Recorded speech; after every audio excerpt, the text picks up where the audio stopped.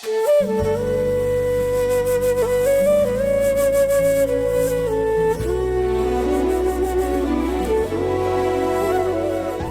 ಯಾಕ್ರಿ ಬಂದ್ರಿ? ನಿಮ್ಮನ್ನ ನೋಡಕ್ಕೆ. ಅಲ್ಲ, ನೀವ್ ಎಲ್ಲಿ ಮನೆ ಬಿಟ್ಟು ಹೊರಟೋಗ್ತೀರಾ ಅಂತ ನೋಡೋಣ ಅಂತ ಬಂದೆ. ಒಬ್ಬೊಬ್ಬೊಬ್ಬ, ಏನ್ ಕೇರು, ಏನ್ ಕನ್ಸರ್ನು? ಬೆಡ್ ಮೇಲೆ ಕುತ್ಕೊಂಡು ನಿದ್ದೆ ಹೊಡಿತಾ ಇದ್ರಿ, ಈಗ್ಲೂ ಹೋಗಿ ಅದನ್ನೇ ಮಾಡೋಗಿ. ಇಲ್ಲಿಗೆ ಯಾಕೆ ಬಂದ್ರಿ? ನಾನೇನು ಓಡೋಗಲ್ಲ, ಹೋಗಿ ನಿದ್ದೆ ಮಾಡೋಗಿ. ನೀವ್ ಬರೋವರೆಗೂ ನಾನು ಎಲ್ಗೂ ಹೋಗಲ್ಲ. ನಾನು ಎಲ್ಗೂ ಬರಲ್ಲ. ಮತ್ ನಾನು ಎಲ್ಗೂ ಹೋಗಲ್ಲ. ಶನಿ ಮಹಾತ್ಮನು ಇಷ್ಟು ಕಾಟ ಕೊಡಲ್ವಲ್ರಿ? ಅಷ್ಟು ಕಾಟ ಕೊಡ್ತಿದ್ದೀರಾ? ಸಾದ್ ಮುಗಿದ್ಮೇಲೆ ಶನಿನೂ ಬಿಟ್ಟು ಹೋಗ್ತಾನಂತೆ. ಆದ್ರೆ ನಾನ್ ಹಾಗಲ್ಲ, ನಿಮ್ಮನ್ನ ಯಾವತ್ತೂ ಬಿಡಲ್ಲ. ನಿಮ್ ಹೆಗಲ್ ಮೇಲೆ ಬೇತಲೆ ತರ ಕೂತಿರ್ತೀನಿ. ಅಯ್ಯೋ, ಹಂಗ್ ನೋಡ್ಬಿಡಿ, ಇವತ್ತು ಒಂದೇ ದಿವಸ.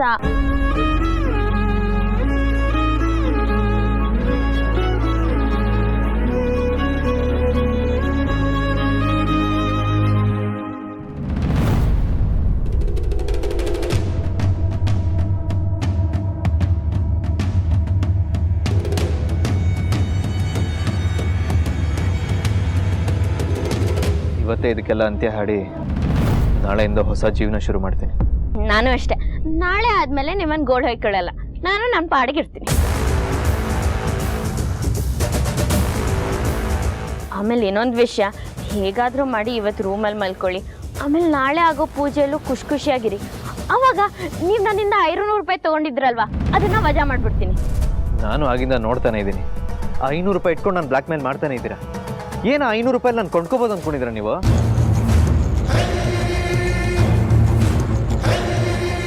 ಅಯ್ಯೋ, ಹಾಗಲ್ಲ, ನಿಮ್ಮನ್ನ ನಗ್ಸೋಣ ಅಂತ ಹೇಳ್ದೆ ಅಷ್ಟೇ. ನೀವೇನ್ರಿ ನನ್ನ ನಗ್ಸೋದು? ದಿನ ಸಾಯಿಸ್ತಾ ಇದ್ದೀರಾ.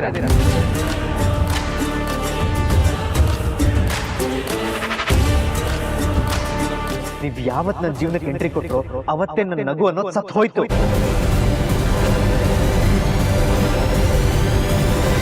ಅವತ್ತಿಂದ ಇವತ್ತಿನವರೆಗೂ ನೆಮ್ಮದಿ ಅನ್ನೋದನ್ನೇ ಕಂಡಿಲ್ಲ ನಾನು.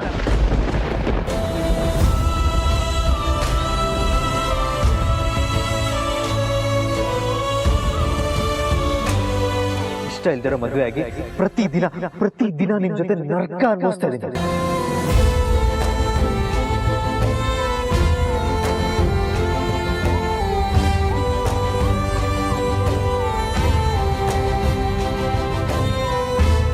ನೀವ್ ಯಾವತ್ ನನ್ನ ಲೈಫಿಂದ ದೂರ ಹೋಗ್ತಿರೋ ಅವತ್ತೇ ನಾನು ನೆಮ್ಮದಿ ಅನ್ನೋದನ್ನ ಕಾಣೋದು.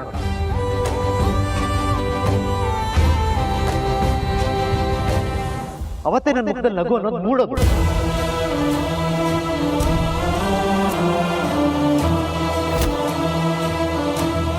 ಇವತ್ತು ನನ್ನಿಂದ ದೂರ ಹೋಗ್ತೀರಾ, ನಾಳೆ ನನ್ನಿಂದ ದೂರ ಹೋಗ್ತೀರಾ ಅಂತ ಪ್ರತಿದಿನ ಕಾಯ್ತಾನೆ ಇದೆ. ಆದ್ರೆ ನೀವು ಮಾತ್ರ ಏನಾದ್ರೂ ಒಂದು ನೆಪ ಹೇಳ್ಕೊಂಡು ಹತ್ರ ಆಗಕ್ಕೆ ಪ್ರಯತ್ನ ಪಡ್ತಾನೆ ಇದ್ದೀರಾ. ಒಂದ್ ವಿಷಯ ತಿಳ್ಕೊಂಬಿಡಿ, ಈ ಜನ್ಮ ಅಲ್ಲ, 100 ಜನ್ಮ ಕಳೆದ್ರು ನೀವು ನನ್ನ ಹೆಂಡತಿ ಆಗಕ್ಕೆ ಸಾಧ್ಯ ಇಲ್ಲ. ನಾನು ನಿಮ್ಮನ್ನ ಹೆಂಡತಿಯಾಗಿ ಒಪ್ಕೊಳ್ಳೋದು ಇಲ್ಲ.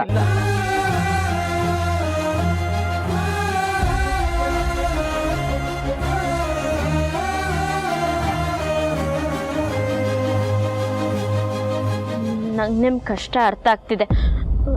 ನಾವು ನಿಜವಾಗ್ಲೂ ಅನ್ಯೋನ್ಯವಾಗಿಲ್ಲ, ಕಾಟಾಚಾರಕ್ಕೆ ಗಂಡ ಹೆಂಡತಿ ಆಗಿದ್ದೀವಿ ಅಂತ ನಮ್ಮ ಮನೆಯವ್ರಿಗೆ ಗೊತ್ತಾದ್ರೆ ಅವ್ರಿಗೆ ಬೇಜಾರಾಗಲ್ವಾ?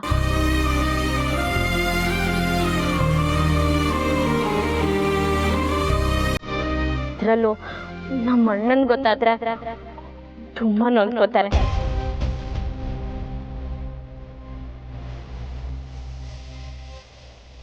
ನಾನು ನಿಜವಾಗ್ಲೂ ಖುಷಿಯಾಗಿದ್ದೀನಿ ಅಂತ ನಮ್ಮ ಅಪ್ಪ ಅಮ್ಮನ್ಕಿಂತ ಅವನೇ ನಂಬಿದ್ದಾನೆ.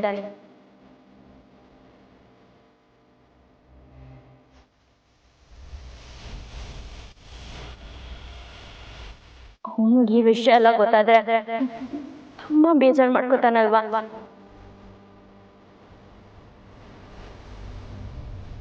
ಅದಕ್ಕೆ ನಾವಲ್ಲಿ ಬಂದಾಗಿಂದ ನನ್ನ ಮಾತಿಗೆ ಬೆಲೆ ಕೊಟ್ಟು ಹಿಂಗ್ ನನ್ನ ಮನೆಯವ್ರ ಜೊತೆ ನನ್ನ ಜೊತೆ ಚೆನ್ನಾಗಿ ಮಾತಾಡ್ತಿದ್ರು. ಒಂದೇ ದಿವಸ ಅದಾದ್ಮೇಲೆ ನಿಮ್ಗೆ ಅನ್ಸ್ದಂಗೆ ನೀವು ಮಾಡಿ.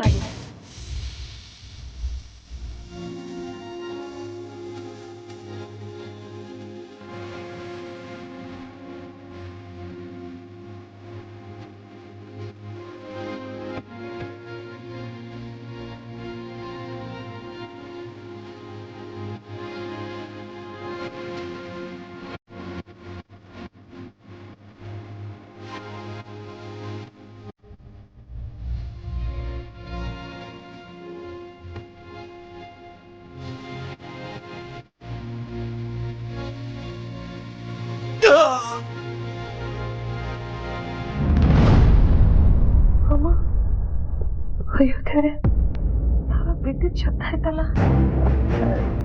ಇಷ್ಟೊತ್ತಲ್ಲಿ ನಮ್ಮನೇಲಿ ಯಾರು ಬೀಳ್ತಾರೆ?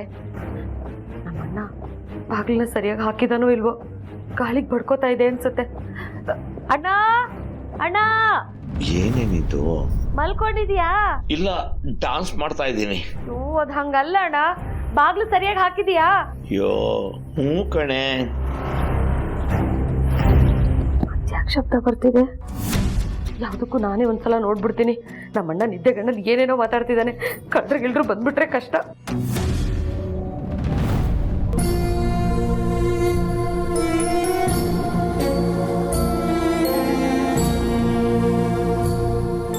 ನಾನು ದೀಪು ಅವ್ರ ಅಣ್ಣ. ದೀಪು ನೋಡ್ಬೇಕು ಅಂದೆ. ಅಲ್ಲಿ ಹಿಂಭಾಗದಲ್ಲಿ ಕೆಲಸ ಔಟ್ ಅಲ್ಲಿ ಇರ್ತಾರೆ ನೋಡಿ. ದೀಪು ಮೇಡಮ್ ಇಲ್ಲಿರಲ್ಲ, ದೊಡ್ಡ ಮನೇಲಿ ಇರ್ತಾರೆ. 2 ನಿಮಿಷ ಬಂದ್ಬಿಡ್ತೀನಿ. ನಾನು ಬರ್ತೀನಿ. ಅದು ಮನೇಲಿ ಎಲ್ಲರೂ ಗಡಿಬಿಡಿಯಾಗಿದ್ದಾರೆ. ನಾನು ಈಗ ಆಚೆ ಹೋಗ್ಬೇಕು, ನಂಗೋಸ್ಕರ ಕಾಯ್ತಿದ್ದಾರೆ.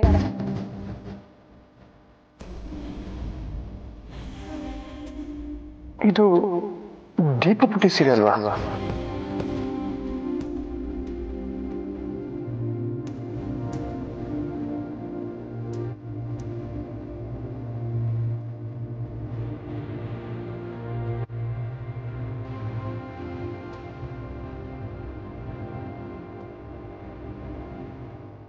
ದೀಪು ನೋಡ್ಬೇಕು ಅಂದೆ. ದೊಡ್ಡ ಮನೇಲಿ ಇರ್ತಾರೆ. ದೀಪು ದೊಡ್ಡ ಮನೇಲಿ ಇರ್ತಾರೆ.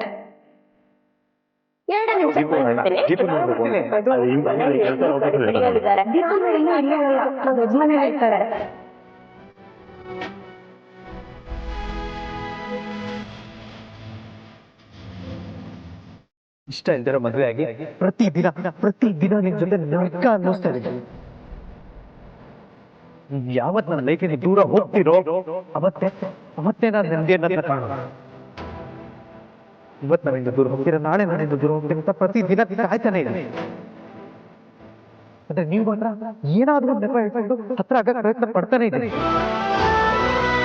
ಒಂದ್ ವಿಷಯ ತಿಳ್ಕೊಂಡ್ಬಿಡಿ, ಈ ಜನ್ಮ ಅಲ್ಲ, 100 ಜನ್ಮ ಕಳೆದ್ರು ನೀವು ನನ್ನ ಹೆಂಡತಿ ಆಗಕ್ಕೆ ಸಾಧ್ಯ ಇಲ್ಲ. ನಾನು ನಿಮ್ಮ ಹೆಂಡತಿಯಾಗಿ ಒಪ್ಕೊಳ್ಳೋದು ಇಲ್ಲ. ಇವತ್ತು ನೀವು ಯಾವ ನಾಳೆ ದೂರ ಹೋಗ್ತಿರೋ ದಿನ ಕಾಯ್ತಾನೆ ಇದೆ. ಅವತ್ತು ನಾನು ನಿಮ್ಮ ಹೆಂಡತಿಯಾಗಿ ಒಪ್ಕೊಳ್ಳೋದು ಇಲ್ಲ.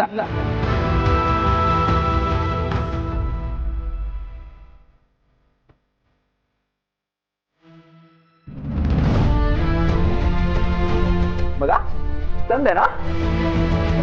ಏಯ್ ಯಾಕೋ?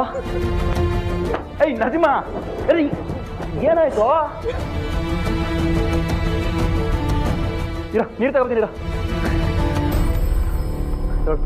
ಕುಡಿಯೋ.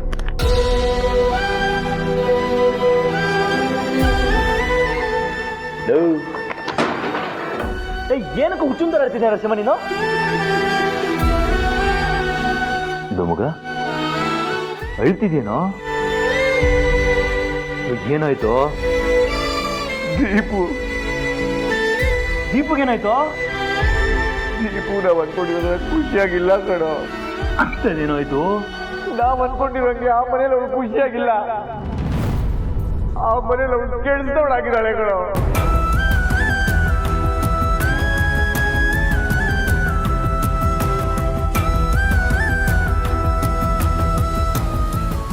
ಏನೋ ಹೇಳ್ತಿದ್ದೆ ಮಗ, ನನಗೆ ನಿಜವಾಗ್ಲೂ ನಂಬಕ್ಕಾಗ್ತಿಲ್ಲ ಕಣೋ. ಖುಷಿಯಿಂದ ದೀಪನ್ ಮಾತಾಡ್ತಾಳ ತಮ್ಮ ಮನೆಗೆ ಹೋದ್ರೆ ದೀಪನು ಭಾವನು ಟೆರೇಸಲ್ಲಿ ಮಾತಾಡ್ತಾರ ನಾನು ಕೇಳಿಸ್ಕೊಂಡೆ ಕಣೋ.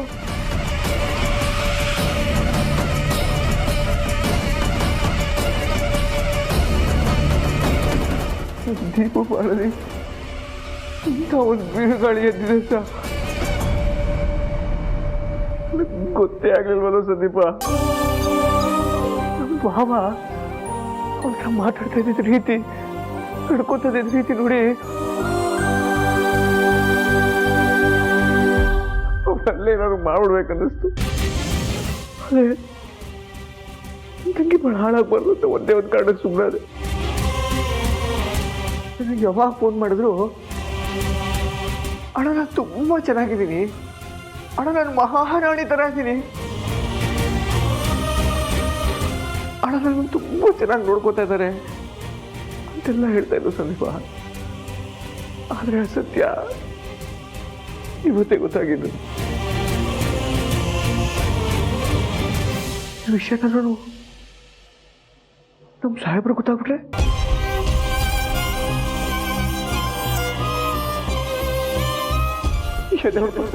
ಸಂದೀಪ. ಸಮಾಧಾನ ಮಾಡ್ಕೊ ಮಗ.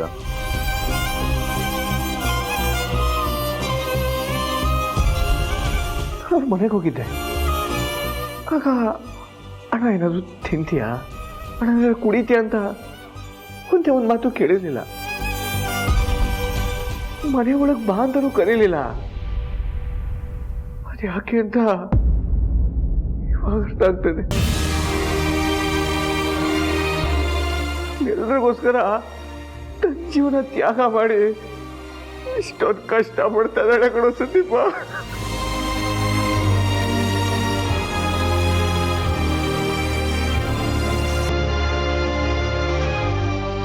ಆಗಲ್ಲ, ನನಗಿದನ್ನು ನೋಡಕ್ ಆಗಲ್ಲ ಸಂದೀಪ.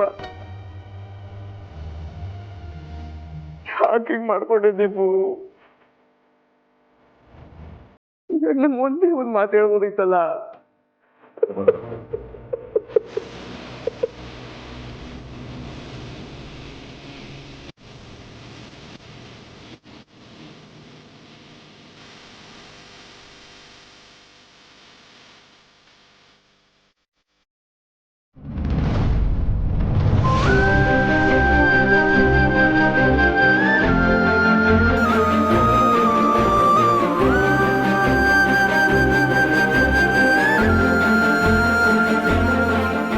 ನಾವು ಇಲ್ಲಿಗೆ ಬರೋವಾಗ ಏನೋ ಹೇಳಿದ್ದೆ, ನೆನಪಿದೆ ಅಲ್ವಾ?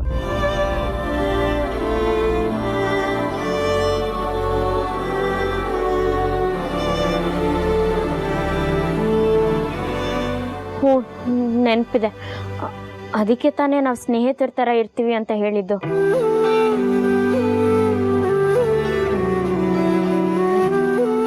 ಸರಿ, ಇವತ್ತೊಂದಿನ ಏನೇ ನಡೆದ್ರು ಅಡ್ಜಸ್ಟ್ ಮಾಡ್ಕೊಂಡಿರ್ತೀನಿ.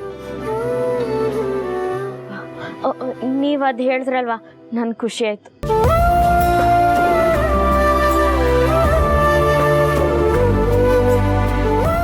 ಈಗಲಾದರೂ ನಿಮ್ಮ ಕೋಪ ಕಡಿಮೆ ಆಗಿದ್ರೆ ಒಳಗೆ ಬಂದು ಮಲ್ಕೊಳ್ಳಿ. ಮನೆಯವ್ರಿಗೆ ನಾವಿಲ್ಲಿದ್ದೀವಿ ಅಂತ ಗೊತ್ತಾದರೆ ಬೇಜಾರು ಮಾಡ್ಕೋತಾರೆ. ದಯವಿಟ್ಟು ಒಳಗೆ ಬನ್ನಿ. ಸರಿ, ನಡೀರಿ.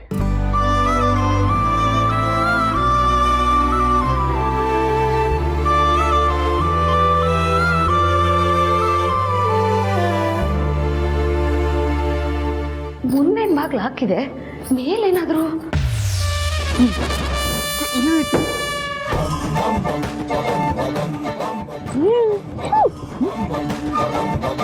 ಎಲ್ಲ ಬಾಗ್ಲು ಹಾಕಿದೀನಿ ಅಂದ, ಇದನ್ನ ಹಾಕೇ ಇಲ್ಲ.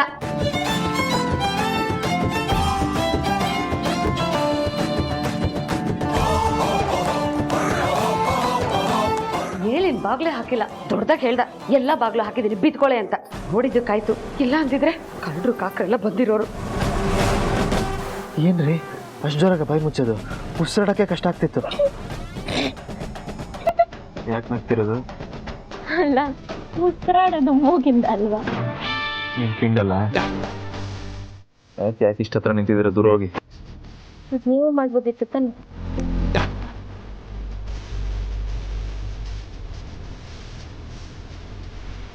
ಮಾಡ್ಕೊಂಡು ಹೋಗಕ್ಕಾಗಲ್ವಾ? ಯಾವಾಗಲೂ ಬೀಳ್ತಾನೆ ಇರ್ತೀರ. ಬನ್ನಿ ಸೈಡ್ಗೆ.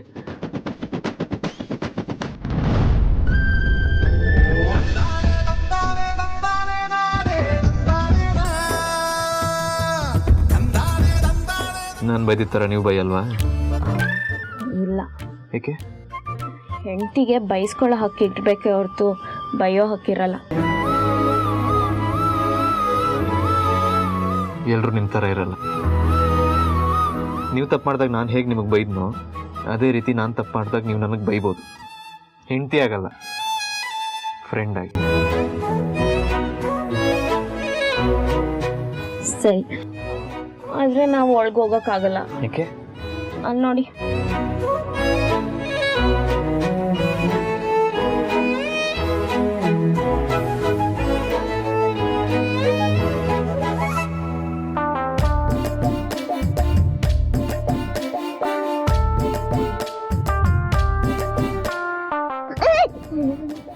ಗೊತ್ತಾಗುತ್ತೆ. ಏನ್ರಿ ಮಾಡೋದೀಗ? ಇಡೀ ರಾತ್ರಿ ಇಲ್ಲೇ ಮಲ್ಬೇಕಾಗತ್ತೆ. ಚಲೋ ನಿಮ್ಮಿಂದಾನೆ. ನಾನೇನ್ ಮಾಡ್ದೆ? ನೀವು ಮತ್ತೆ ಬಂದ್ರು ಅಂತ ಇಲ್ಲೇ ನಿಲ್ಸ್ಕೊಂಡ್ರಲ್ಲ, ಆ ಗ್ಯಾಪಲ್ಲಿ ನನ್ನ ಪಂಚೆ ನಿಮ್ಮ ಸೀರೆ ಎಲ್ಲ ಸಿಕ್ಕಾಕೊಂಡಿದೆ. ಏನಾದ್ರು ಆಗ್ಲಿ ಅಂತ ಹೋಗಿದ್ರೆ ಹಿಂಗೆ ಆಗ್ತಿತ್ತಾ? ಮತ್ತೆ ನಾವು ಶಾಸ್ತ್ರ ಮಾಡದೆ ಇಲ್ಲಿದ್ದೀವಿ ಅಂತ ಗೊತ್ತಾದ್ರೆ ದೊಡ್ಡ ರಾಮಾಯಣ ಮಾಡ್ತಿದ್ರು, ಮನೆಯವ್ರ ನೋಡ್ಕೊ ಸೇರಿಸ್ಕೊತಿದ್ರು. ಎಲ್ಲರೂ ಸೇರಿದಾಗ ಏನೋ ಅಂತ ಹೇಳ್ಬೋದಾಗಿತ್ತು.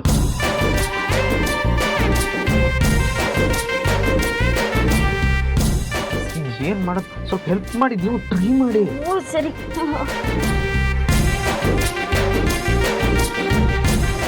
ಇನ್ನೂ ನನ್ನ ಕೈಯಲ್ಲಿ ಆಗಲ್ಲ. ಇನ್ನೂ ಮಾಡಿದ್ರೆ ನಿಮ್ ಪಂಚಾವ್ರದ್ದು ಬೇಡ ಬೇಡ.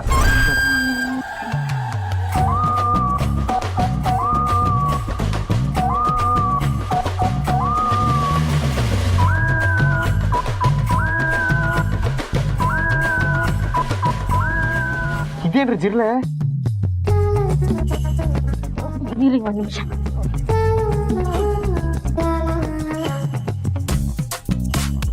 ಏನ್ರಿ ನೀವು ಸಾಮಾನ್ಯವಾಗಿ ಹುಡುಗಿರು ಜಿರ್ಲೆ ಅಂದ್ರೆ ಹೆದರ್ಕೋತಾರೆ, ನಿಮಗೆ ಭಯನೇ ಇಲ್ಲ? ನಾನು ಹಂಗೇನೆ, ನಂಗೆ ಯಾವ್ದ್ರ ಕಂಡ್ರೇನು ಭಯ ಇಲ್ಲ, ನಿಮ್ಮನ್ ಬಿಟ್ಟು. ಅಂದ್ರೆ ನಾನು ಎಲ್ಲದಕ್ಕಿಂತ ಡೇಂಜರ್ ಅಂತಾನೆ? ಹಾಗಲ್ಲ, ನೀವ್ ಯಾವಾಗ ನೋಡಿದ್ರೆ ನಾನು ಬೈತಾನೆ ಇರ್ತೀರ, ಕೋಪಿಸ್ಕೊಂಡೇ ಇರ್ತೀರ, ಅದಕ್ಕೆ ನಿಮ್ ಕಂಡ್ರೆ ಭಯ ಅಂತ ಹೇಳ್ದೆ. ಇಲ್ಲ, ನೀವು ಮಾಡೋ ಗನಂದಾರಿ ಕೆಲ್ಸಕ್ಕೆ ನಿಮ್ಮನ್ನ ಹೋಗ್ಲಿ ಅಟ್ಟದ ಮೇಲೆ ಇರಿಸ್ತಾರೆ. ಹಂಗಲ್ಲ, ಆದ್ರೆ ಆಯ್ತು, ನಿಮ್ಮ ಜೊತೆ ಮಾತಾಡಿ ಆಡಿ ಆಡಿ ಸುಸ್ತಾಗ್ಬಿಟ್ಟಿದ್ದೀನಿ, ಮಲಗ್ಬೇಕು ನಾನು, ಡಿಸ್ಟರ್ಬ್ ಮಾಡ್ಬೇಡಿ.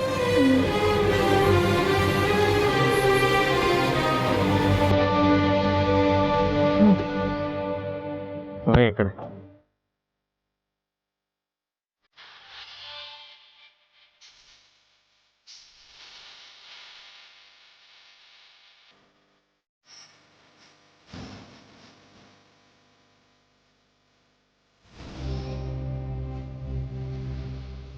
ನೀವು ಪಕ್ಕದಲ್ಲಿ ಕೂರ್ತೀರಾ? ಇನ್ನೆಲ್ಲಿ ಹೋಗ್ಲಿ? ಆಯ್ತು, ಕೂತ್ಕೊ. ಒಂದು ಮಾತು ಆಡಬಾರ್ದು, ಡಿಸ್ಟರ್ಬ್ ಮಾಡಬಾರ್ದು ನನಗೆ.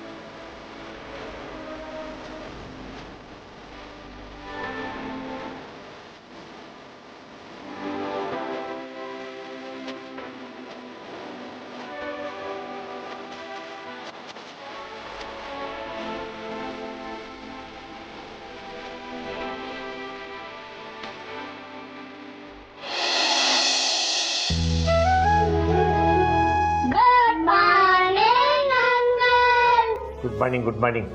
ಏನ್ರ ಅಕ್ಕ ಬಾಬಾ ಎಲ್ಲಿದ್ದಾರೆ? ರೂಮಲ್ಲಿ ಇದ್ದಾರೆ? ಇಲ್ಲ ಇದ್ದಿಲ್ವಾ? ಇನ್ನು ಮಲಗಿದ್ದಾರೆ. ಯಾಕೆ? ಅದು ನಿನ್ನೆ ನೈಟು ಅಕ್ಕ ಬಾಬಂಗು ಶಾಸ್ತ್ರ ನಡೀತಲ್ಲ, ಏನ್ ಶಾಸ್ತ್ರ? ಯಾಕದೆಲ್ಲ ಬಿಡೋ, ನಾವೇ ದೊಡ್ಡವ್ರ ಮೇಲೆ ಮದ್ವೆ ಆಗ್ತೀವಲ್ಲ, ಅವಾಗ ನಮ್ಗೆ ಗೊತ್ತಾಗತ್ತೆ. ಇದೆಲ್ಲ ನಿಮ್ಗೆ ಯಾರು ಹೇಳ್ದವ್ರು? ಅಮ್ಮುಜ ಆಂಟಿ. ಅವಳಿಗೆ ಮೊದ್ಲೇ ಮಾಡಕ್ ಕೆಲಸ ಇಲ್ಲ. ನಟ ಒಳಗೆ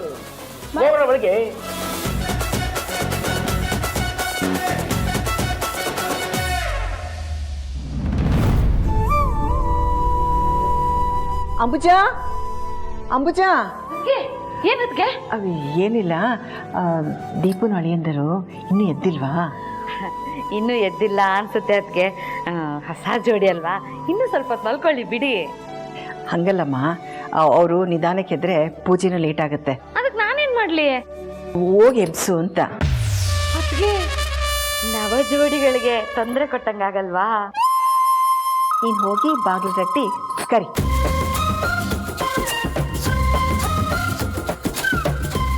ಪೂಜೆ ಯಾವಾಗಲೂ ಹಿಂಗೆ. ನಾನು ಮದುವೆ ಆದ ಹೊಸರಲ್ಲಿ ನನ್ನ ಫಸ್ಟ್ ನೈಟ್ ಮುಗಿದು ಬೆಳಗ್ಗೆ 6 ಗಂಟೆಗೆ ಬಂದು ಎಬ್ಬರಿಸ್ಬಿಟ್ಟಿದ್ರು. ನಾನು ಸರಿಯಾಗಿ ಬೈಕೊಂಬಿಟ್ಟಿದ್ದೆ. ಇವಾಗ ಇವ್ರನ್ನ ಹೋಗಿ ಎಬ್ಬರಿಸಿದ್ರೆ ಅವರು ನನ್ನನ್ನು ಬೈಕೊಳ್ಳಲ್ವಾ? ಹಾಂ, ಯಾರು ಎಬ್ಬರ್ಸಕ್ಕೆ ಹೇಳಿದ್ದು ಅಂದರೆ ಅತ್ತಿಗೆ ಹೆಸರು ಹೇಳ್ತೀನಿ, ಬೇಕಾದ್ರೆ ಇವರೇ ಬೈಸ್ಕೊಳ್ಳಿ.